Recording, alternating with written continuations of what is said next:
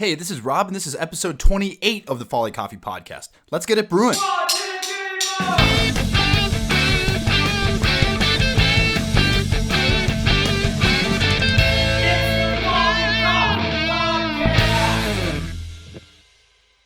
All right, so this episode features a really good friend of mine, Kevin Coughenour. We go all the way back to my elementary school days. He is an amazing chef, and so we decided to start a new YouTube series on the Folly YouTube page. Go check it out. It's going to be called Cooking and Coffee with Kevin Cook, where we make coffee and cook with coffee. It's basically a show where he's a really great chef, makes awesome recipes, and so every episode is going to feature a coffee at the beginning where we're just going to make it to drink it. And then it's going to feature some sort of recipe, or like today's was a dry rub with this ribeye. It was awesome. And so this episode was basically right after we finished filming episode 1, where we did a full recap of what we did that day. And then of course, after going through what he's about, kind of going through all about cooking and coffee and what this entire YouTube series is going to be about, we of course talk about very briefly our opinions on Love is Blind, because that is important. So this will have a video component, so you can check this out on YouTube. You can see the video of us talking together, or you can listen to it on any platform, Spotify, iTunes, or wherever. If you're hearing this, you're listening to it on something. So there's that. So I'll shut up and let you guys enjoy. He and Cher were the first people doing autotune. Anyway, welcome to episode... what is this? I think it's episode 29 or 30. I think I just did the live interview with Joe on Instagram. Okay. So this is 29 or 30. But this is the first video interview in person. It's been good. Every podcast episode that's been an interview up to this point has either been audio only, or we've done the Instagram live. So this is the first time testing out the video platform. I'm pumping out some content. Speaking of content, we just finished episode 1 of... What is it? Coffee and Cooking with Kevin Coke, where we make coffee and cook, and we cook with coffee. So we're going to get that. Why don't you do a little recap of what we did for episode 1? Yeah, absolutely. So I love how spontaneous was. We didn't really have a plan, but I think that's probably the best way to do it. Mm-hmm. It allows for a little spontaneity. But basically every episode we're going to try and highlight very quickly some sort of a coffee brewing method done by me, who is not an expert. So today we did French press. Turned out pretty good. It's a good cup of French press. Yeah, good cup. It starts with the good beans. We used SLB espresso. And then we headed downstairs to my backyard, and we made a coffee rub. It's basically like a chili coffee rub, and put it on a nice ribeye steak and some veggies. We had a 2-pound ribeye that the butcher was surprised I wanted. Yeah, this is a part of the whole 2020 year of content for Folly. Yeah.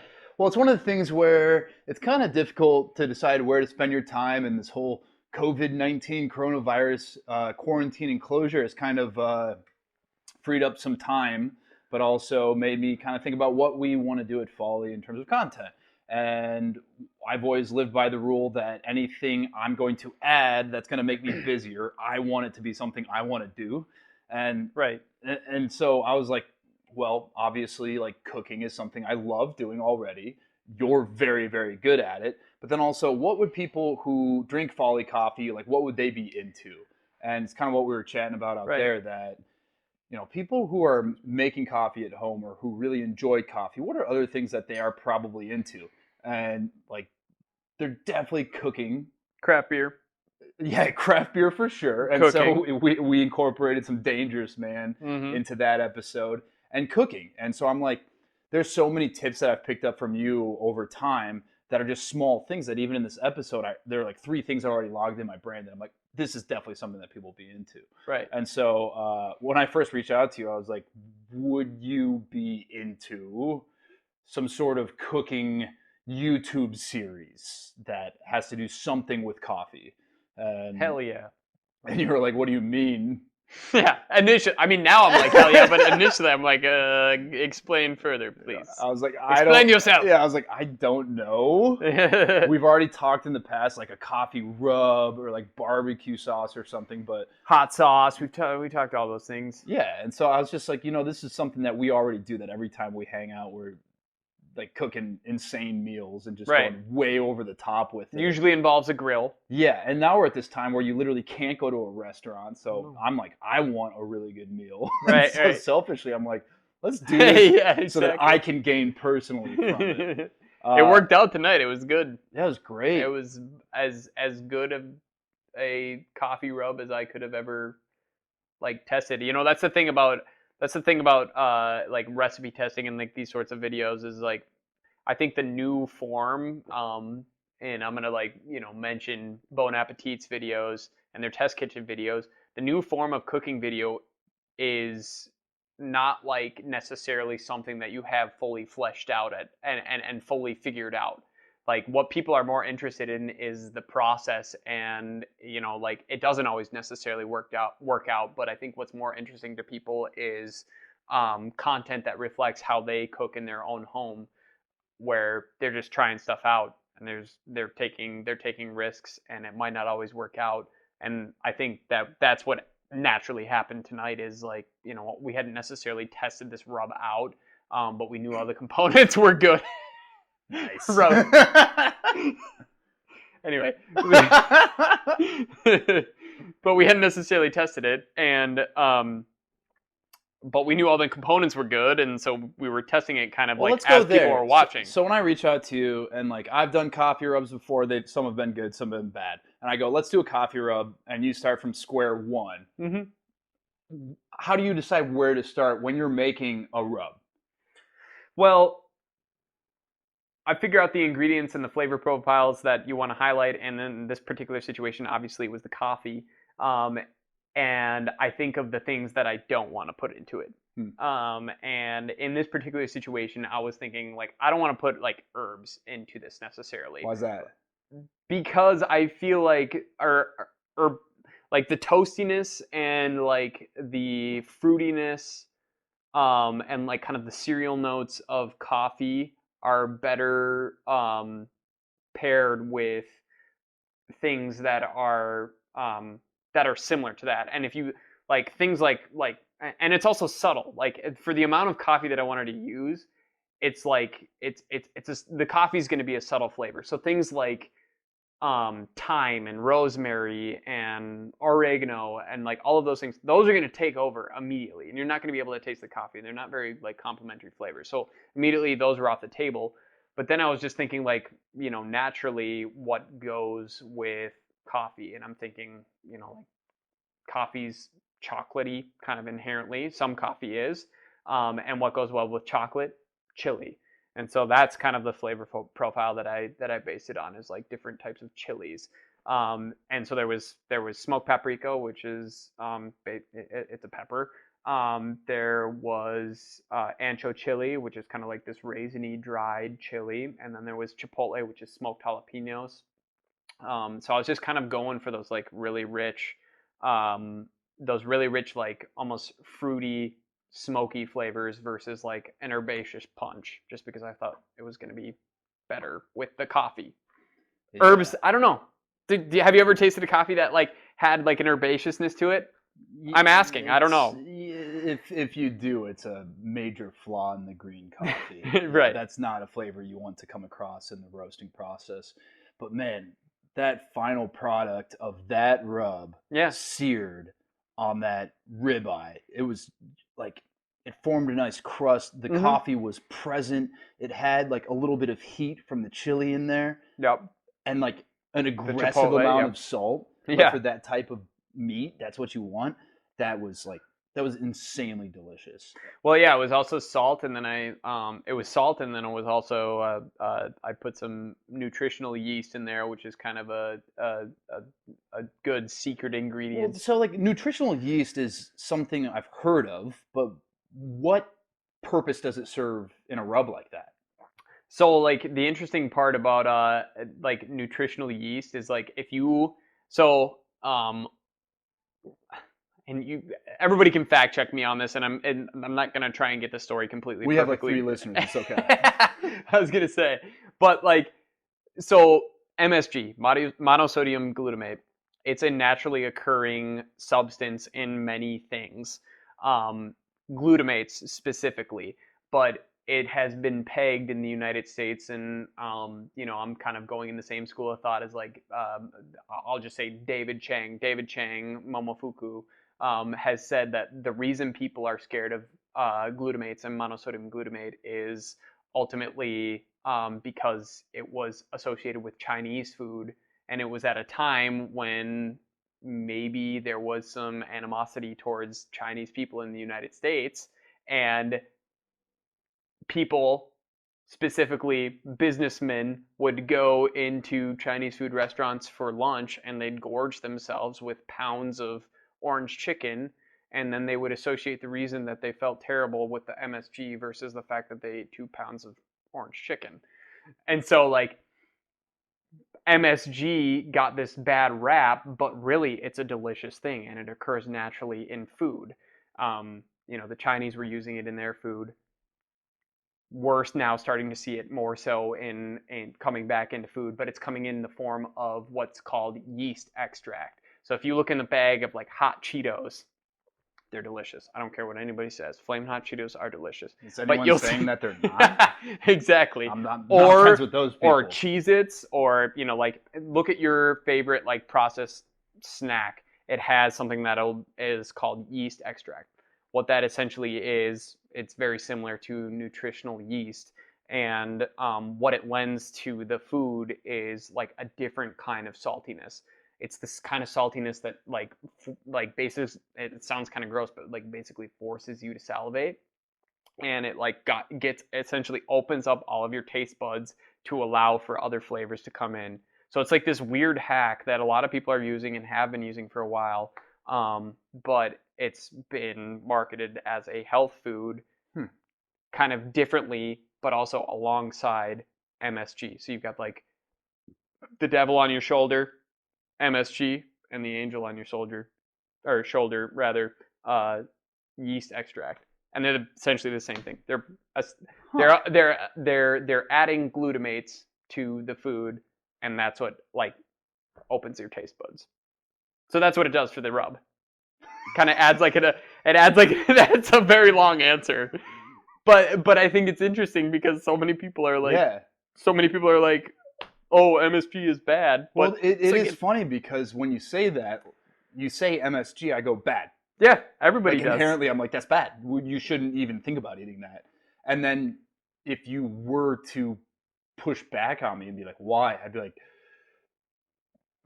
yeah, nobody knows why. Someone somewhere said so. Yeah, it gives you a headache. It makes your face red. And the business side of me goes, that's good branding. That's good marketing. Whoever did that MSG is bad. I need them to market Folly is good. Yeah, exactly.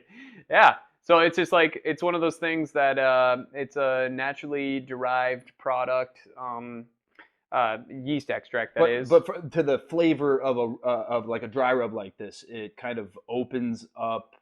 Well, so it's like, it's a saltiness, but it's like I don't know how else to describe it. It's like a different type of saltiness. Anytime you go, like, get yourself a bag of nutritional yeast. It's like, it's not that expensive, and taste some. It's like, it's almost like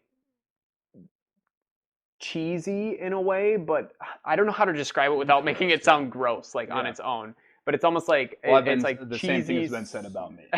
Exactly. Yeah, you That's are awesome. disgusting. No, but now we've kind of like gotten on this thing where it's like the different lanes we could take what we're doing. Like, look, we've both decided this is something we want to do already. We don't hang out enough. We both get really busy, right? And all of a sudden, it's months at a time that we don't hang out.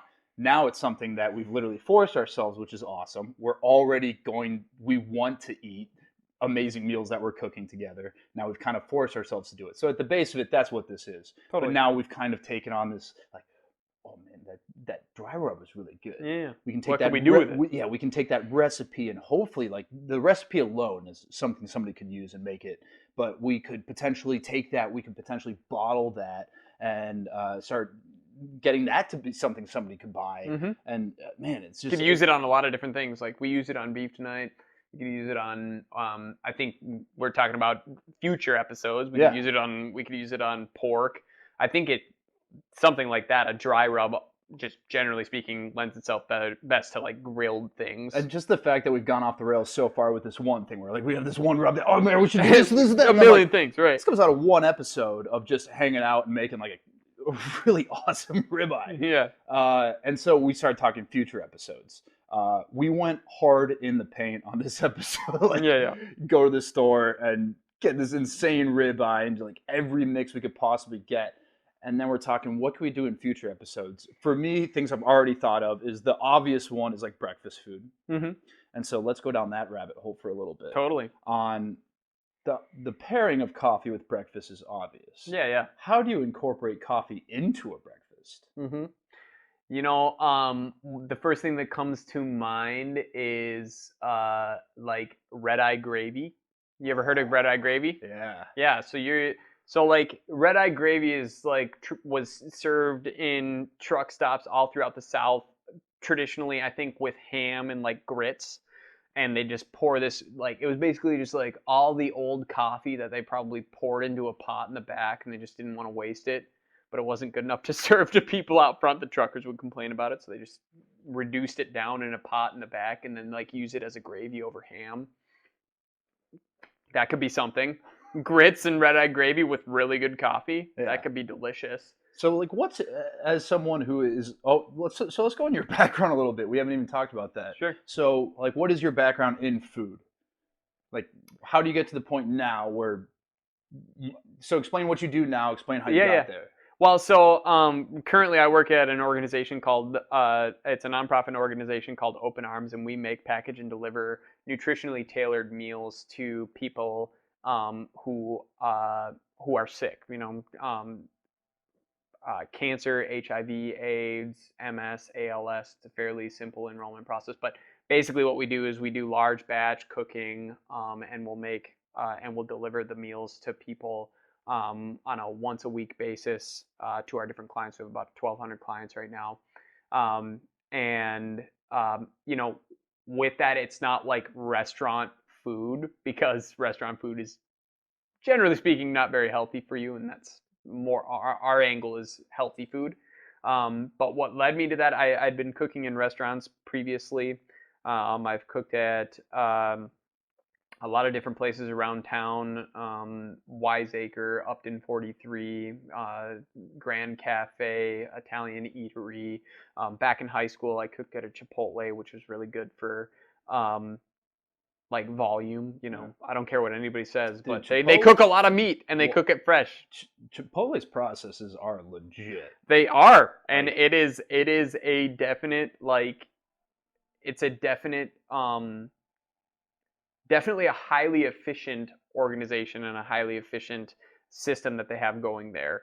And I learned a lot about doing volume. Like I said, like it's crazy. I have a lot of respect for Chipotle, and even after working there for about a year and a half and eating it almost every single day, I still like it. Well, the irony so that's something to be said. I went down the rabbit hole, as I like pretty much always do anytime I start learning about something. I was like, oh man, this seems like you hear a lot about Chipotle's like health issues. Right. And I was like, why does this keep happening for an organization that is so big? And the reason they keep having these health things pop up is usually because the avocados, and because they are actually like, they're using real food. Right. That when the risk is inherently higher. When you cut into an avocado, right. The biggest, and I learned this when I was becoming a certified food manager. When we were building out Folly, I had to be a food manager so that I could build the processes and be licensed to do so. And the person was like, yeah, the thing that keeps happening in Chipotle is when you slice into an avocado, the bacteria on the outside can get into it. Right. And they're slicing millions of avocados a day. And so the process you do like is three 25-pound cases of avocados for guacamole every single day. Yeah, and so 75 pounds. And so he was like, their processes are beyond anything I've ever seen, but because they're not doing the they're using real food. That's what's causing a lot of the inherent risk. Right. And that's kind of weird. The other one was that Quick Trip has really good practices for their sandwiches. Yeah. I also play in a band, and I can honestly say that I've probably eaten at Quick Trip more than I've eaten at any other restaurant ever. He said the reason they're usually out of sandwiches is because they replace them like every few hours. Yeah. And so this episode is brought to you by Chipotle and Quick Trip. Yeah. Get at us. so you're at all those restaurants. Chipotle, Younger on. Go on. Yeah, and I've always enjoyed cooking. You know, growing up, my dad was he was the person who cooked for our family, and I would always watch him. You know, the funny part is I don't remember him actually like outwardly teaching me anything, but I was always just sitting and watching him. And I think he like knew that, and I learned a lot from him, just like basically on like how to cook, and beyond that, like he just cooked good food. I feel so like fortunate that I grew up eating good food because so many people didn't, and I think that's a good basis. That's the most important basis for being a good cook, is knowing what quote unquote good food tastes like, and knowing that from a young age. So yeah, that's my background, but ultimately it led me, after cooking in restaurants for a while, I finally got to a point where I was like, well, I want to take this and do something. I want there to be like a social justice component to like what I'm doing. And so I like looked up, I literally Googled food nonprofits, and it was like Second Harvest Heartland, which is a great organization, but it's not necessarily like, cooking. Yeah, it's not cooking necessarily. And then Open Arms came up, and initially I wasn't even a chef there. I moved into like volunteer coordination, and I wasn't really that great at that. And then I moved into being a cook at Open Arms, and it's been great. But the beauty of it is I still get a great opportunity to, because it's a nonprofit and because I work regular hours, quote unquote regular hours, like, 8 to 4, I can still come home and express myself culinarily, creatively. Yeah, like creatively with people. Whereas like before, I'd come home from the restaurants and be home at like 1 or 2 a.m. and be like, on my days off, I'd be like eating, box mac and cheese, because the last thing I wanted to do was cook. So it's kind of a blessing in disguise. Like, no, I'm not necessarily being able to like cook things in the workplace that are like pushing the boundaries or anything like that. But when I come home, I have the energy to like do that on my own, where it doesn't, like, where there's very little pressure, and I can just do it for fun, which is exciting, and I like that. Yeah. So let's talk future episodes here. Yeah. So we went hard in the paint for episode 1. Ribeye, like 2.5-inch thick ribeye, seared with a coffee dry rub with some veggies on the side. Absolutely killer. My key takeaways from this, if you don't watch that episode: 1, when you're cooking steak, have the onions around it. Yeah. It's a White Castle. Or even on top of it. On top of it, around it, like as you're cooking that, have like, were the white onions? Yeah, Spanish onions, yellow onions in that case. Yellow sweet onions. Have that around there, like got some of that flavor injected into there. The second thing I've never done that you said that kind of sparked a light bulb in my head, piqued your interest, was oil in the dry rub before rubbing it on the meat. Why is that? Just a very little bit, because it just, like, if you watch the episode, like you said, or if you don't, like when you put that little bit of oil in there, it essentially like starts to stick to whatever you put it on, which is the problem with rubs, is like they'll only part of it will stick, only the fine particulate will stick to whatever you're cooking. Whereas if you add a little bit of oil to it, to where it's like a paste, then you can essentially like slab it on there and it'll stay on. And so it just allows you to more fully season a piece of meat, more thoroughly season a piece of meat. That said, you have to be a little bit more disciplined in the amount of like salt that you add, because the salt that you do add is going to stay on there. A lot of people will say, oh, salt is heavily because half of it's going to fall off into the grill. Yeah. That's not necessarily going to be the case with the oil part. And then the last part was seasoning the steak for an hour before we even put it on the grill. Yep, you want to which is a Kevin hot take. Yeah, some, and I think a lot of people agree with me, but some people don't. Some because of the salt component. Would you call them haters? They are definitely haters. They think that you should salt it immediately before you put it on the grill because the salt is gonna draw out moisture and that's gonna like inhibit a sear. But like I said in the episode, it doesn't really matter if your grill is hot enough. It's gonna sear the steak. It's gonna burn off that water. The benefit of seasoning it ahead of time is that salt is going to like actually penetrate the meat further than versus just like season the outside and then have unseasoned meat in the middle. It's a 2.5-inch steak. You gotta give it time. Yeah, whatever you did, that's the right way to do it. Because as we're eating this, it was good. Man, as we're eating it, I'm like, because I do this with everything, whether it's coffee. It was salty, food. but it was good, like not bad salty. It was seasoned. No, it's like I do this with everything, like coffee, food, whatever. As I'm eating, I go, what could be better about this? Which is probably not a good way to approach life. But, that's the way I do. But I'm eating this, going like, okay, what could be better? I'm like, man, it's got like a little bit of that heat from the chili. Mm-hmm. It's got like a really nice level of saltiness where it's like not drying, and the coffee is present in the end. It was great. I think this is it. We nailed it. Episode 1 is in the can. Future episodes though, we were talking about. So obviously there's grilled meats. Yeah. But I think we should do some like, we should do some desserts. Like let's make a chocolate cake with coffee, with like an espresso frosting. Yeah. Espresso like espresso buttercream, and like you could actually like make or put coffee in the cake itself. I like the way you're doing this. So we've got breakfast, and very quickly decided on whatever that gravy thing. Red eye. It's called red eye. Yep, that's what I said. And then second, we went to dessert naturally next. Like, if you went flourless, would that get too rich or like? No. We could do like a tort. I think that would be killer.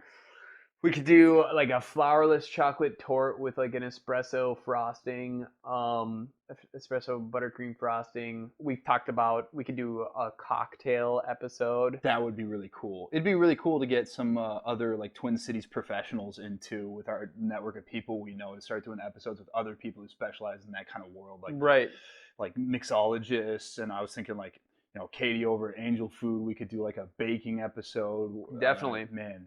There's some really and that's what I get excited about is like I'd be lying if I said I'm not busy, and I'm a little worried that this is going to put me over that. But right. But this almost schedules things that I want to do. Yeah. As a way of also working. Right. It's both.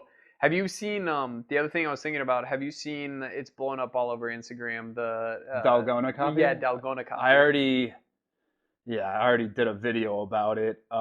We do. I guess it's instant coffee. That's a thing. This would be the first time I officially announced it. We have instant coffee. Yeah. You do? Yeah. Is it just like what is instant coffee? Well, so first of all, our instant I don't even know what it is. Our instant coffee that we got is delicious. Yeah, I bet. So there's this company called Sudden Coffee. Sudden Coffee. Yeah, that's a great name. No, so they're based out of California, and they've been around for a couple of years, I think. And I read about them like over a year ago and was immediately intrigued and reached out to them. I was like, oh, can we work with you? And they're like, no, we don't work with other roasters. It's just our own brand. We're Sudden Coffee. It's our instant coffee. Right. And then like 5-6 months ago, they announced that, or they didn't even announce, they started working with roasters because I saw someone post their coffee. So I immediately reached out again. I was like, I want to work with you. And they're like, oh, I don't know. We're really selective about who we work with. And then they reviewed our coffee and looked at what we were doing and did research and then reached out. Oh, actually, we'd be willing to work with you. Yeah. And I just said yes without any of the like, how much is it? What are we going to do with this? What would the price to consumer be? And all this. And so like we did it. We've got the coffee. And now I've got this instant coffee that I don't know what to do with. But we should do that. I know, and that's why I filmed it. It's like it's falling in your lap. I know, and so I'm like, There's finally a use for instant coffee. I know. I literally have the video where I made the whipped coffee, the Dalgona coffee, and now I'm like, I just need to time it right. But right. we can. Now is the time. Maybe this platform is how we launch it. You know, one of my coworkers, shout out to Joanne. She has made it a couple of times for us at Open Arms, and as the base she's used because like the coffee itself is like the whipped part, like that's the coffee component, and but there's always like a base, whether it be like milk or whatever, but she used like coconut milk with it. And it was delicious. Like the coconut with the coffee was super, super good. I don't know how that would pair necessarily with Folly, but let's do it. No, it's good. That would be good. That would be good. And then the other part of this is not just like cooking with coffee, where coffee's like in it, but also coffee pairing, because it's something that's really popular in wine and beer, but you don't see a lot with coffee, is like pairing the coffee you're drinking with the food you're eating. Yeah. And I think that's another component. I think that's hard. Like, have you been? I don't have a lot. I'm gonna be completely honest. I don't have a lot of experience with that. Like, what are things that you would consider to be like good pairings with coffee? Well, obviously breakfast comes to mind, but because the flavor that comes to mind when people think of coffee, and this is really what we drive home at Folly, is that when people think of coffee, they consider coffee to be a flavor. So like Dalgona coffee is a great example, or whipped coffee. It's just like, oh, it's coffee flavored. Right. And that, to me, literally, like that, our website, the main thing is like, tastes like coffee. It's like, that doesn't make sense, because that'd be like saying, oh, it tastes like red wine. Right. And you go, well, okay, I have an idea. So many other flavors that could be in there. Right. I have an idea of what you mean by red wine, but are you talking a Moscato that is going to be like having a Jolly Rancher, or are you talking like a really delicate like Pinot Noir that's very light and kind of... And so that's how I look at coffee, that there's a full range of flavors, where most people, the coffees they drink are, your Starbucks or whatever, are dark roasted. They have like that super, bitter, favorable side dark chocolate, but really probably kind of bitter, add cream and sugar. I'll say it. Bitter.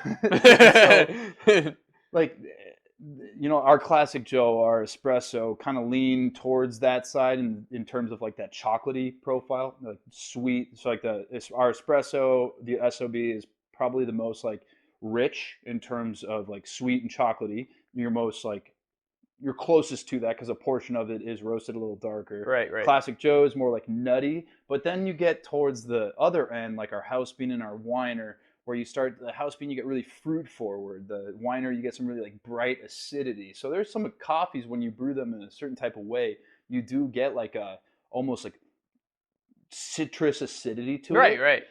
You do get like some like red berry, some blueberry notes to it, that if you were to drink those coffees, and that's why like a lot of third wave style roasters say don't drink this with milk.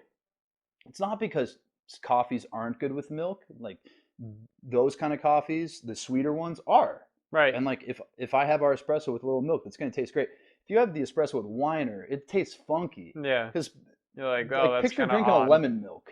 Yeah. That's not what you want. It's weird, yeah. And so there are certain types of pairings you can do in that sense, that like, what would you pair a more citrusy style brew with versus something that's a lot sweeter? And then brewing ratios play a factor into it, whether it's like espresso that's super rich, that it's going to be very intense, or something like a pour over that's going to be a little bit more delicate and tea-like. So would you say that like, and obviously I'll do some research on this, but like, would you say that like things, like the best comparison I think is wine, because there are different, in the same way that there are different types of beans and different types of ways to roast the beans and different levels of roasting, like all the processing methods, like that's the same with like all grapes, but I'm thinking red wine, because those are the flavor profiles that are like more. That's how I compare it.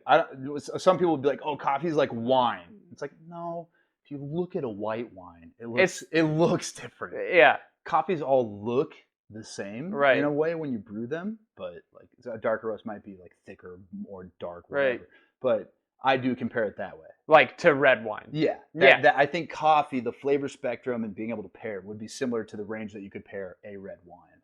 So I think the interesting part about it then, or like I think like food is about semantics. Like food is about like how you talk about it, and I think that's what am I trying to say? Basically, it's like you can make something gross just by the way that you describe it, or Yeah. you can make it delicious. I used to do that, Sam Adams. I used to mess with people because they knew I was the beer expert. Right. I would describe flavors in that beer that were not present, and people would be like, "Oh my gosh, yeah, Yeah, like you can make something a certain way just by the way that you describe it. So my point with that is like trying to get, like, I guess with red wine, I'm thinking like, oh, like pasta, trying to get people's brains to be like coffee and pasta. right." No, Might be a little bit difficult. I get what you're saying, and that's actually a really good point. That when you say coffee, like Annalise over Northeast, good luck. Like, tough situation there with the fire that just happened. But Right. I would say they were doing this cool thing where this summer they were doing a coffee lemonade. Yeah. And if you said that, it kind of People be like, what the hell sounds is really that? funky. But Yeah. if you do a really bright, acidic coffee with a lemonade, that pairs really nicely. Yeah. And so It's like changing people's perspectives. Yeah, it is a little bit different. And kind of that's what we're doing at Phil Terra too with cold brew. That it's like, hey, it's not just this super sweet thing. It can be really bright. It can be lively. Yeah, there's lots of different things you can So do. that's the thing that we're up against with this, with not up against, that's the awesome challenge that we have in these episodes, to not necessarily go like the safe route, like chocolate cake, like I say, and maybe try to do things that are like That's a good point. maybe try to do things that challenge people's perspectives on what coffee is, and Or do stuff that we're like, is this gonna be good? yeah, just that, and that goes back to like what I was saying earlier, where you're like, part of like being in a test kitchen, quote unquote, is like it might not be good. That's the whole point of testing it out, and that's the fun. Like us videoing that, or like taking video of that, and people seeing it fail, that's just as fun as seeing a success, maybe even more fun. Yeah. Do an episode just purely experimental things. Experimental, like take a coffee that reminds us of a particular red wine, look at the tasting notes of that red wine, because usually on bottles of wine they'll be like, oh, enjoy this with XX and X, and try and do like a meal based on the tasting notes of the red wine and see if it paired just as well with the coffee. I like it. I don't know, something like that. I think We could do that. Try enjoying coffee at different temperatures. Obviously, you can enjoy coffee hot, cold. I don't mind it room temperature either. Yeah. I don't mind, like, I think that's part of it. Like, I feel like cold brew would do really well with certain things. Like, hot coffee with hot pasta might be a little bit weird. Right. Yeah. No, there's lots of different ways to go with it. And that's why I'm really excited about this. I think we will get to a point after 4 or 5 episodes where we're like, what do we do now? Yeah. Where we do the obvious stuff, like, oh, a dry rub, nice. Oh, barbecue sauce, sure. Like, oh, a dessert, cool. And all of a sudden you're like, yeah, hot sauce. Even that's not super obvious. No. All of a sudden you get to that point, and then I think we will get to a point where it's going to be like, what now? You know what we should do? We should do a mole. Oh, mole would be awesome. Where they, like normally there's some sort of like a bittersweet or a bitter chocolate in there. We can do coffee. It'd be good. I like it. Chicken mole. No, I think this is going to be a super fun series. Like I said, I'd be willing to do this even if we weren't doing this for the sake of #Folly 2020 content. But, on to the more pressing issues that it's kind of emotionally difficult for me to bring up, but your takes on Love is Blind. I think we should dive into this a little bit to end the episode, because oh my goodness, this is something that's very important to me.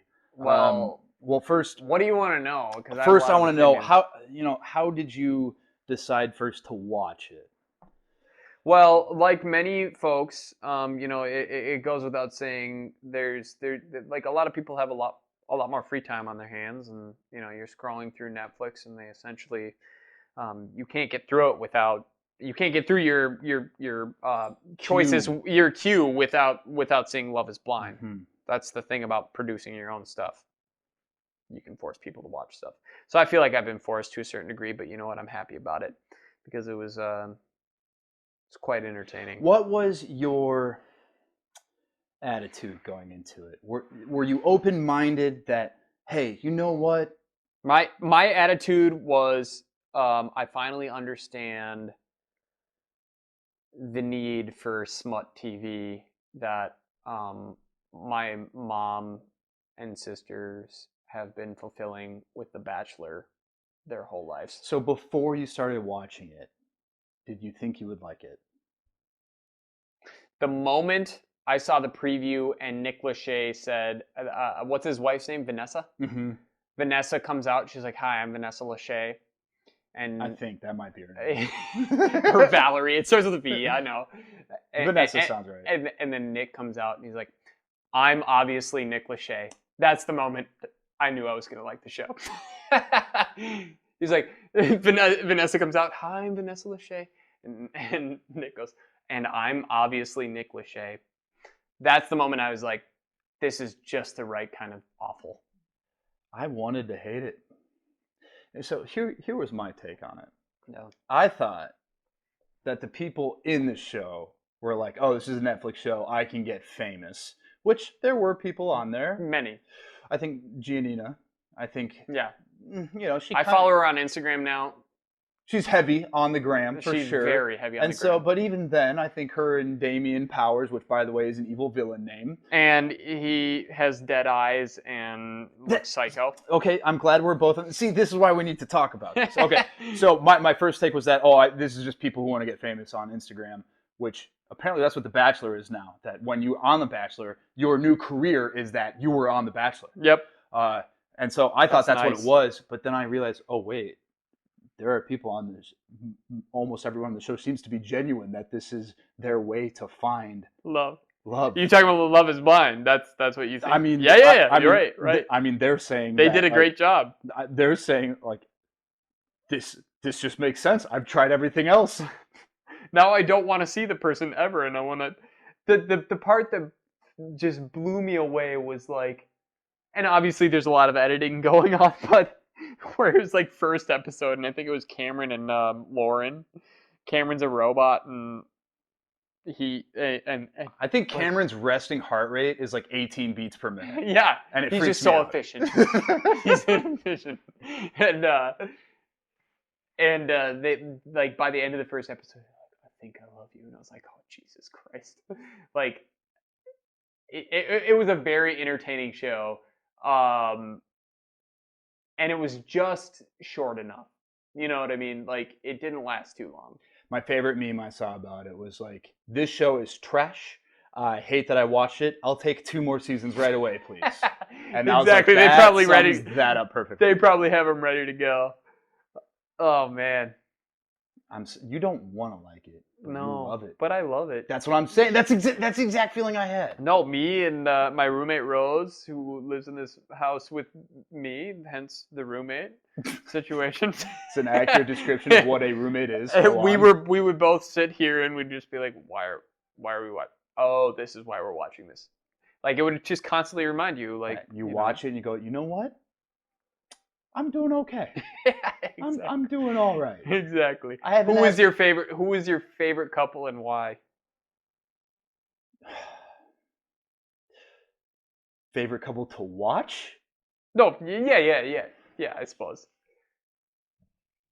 Not like the real favorite couple. Well, see, that's a good question. Ooh, Rose might be getting home. In which case, yeah, there's Rose. Join us. Walk in. We're talking about Love Is Blind. Okay. On a podcast. I was just about to talk about my favorite couple. On Love Is Blind. We're almost done. This is how we're wrapping up the podcast. It's an episode about coffee and cooking, clearly. Okay, I think the couple that seemed the most genuine was Lauren and Cameron, which scared me how genuine it seemed. It made me worried for both. They were the first ones to say I love you too. My favorite couple to watch was Mark and Jessica. I felt terrible for Mark because he was very clearly into it, and I didn't understand Mark until like how he looked until I saw his mom, and then I saw his mom, and I was like, Jesus Christ, they are a raccoon family. They had these big, like, he's just always on, like, open and concerned eyes, and I was like, Jesus Christ, like, he seems, there's got to be something wrong with that guy. And then you see his mom, it's like, oh, he got his beautiful eyes from his mom. Yeah.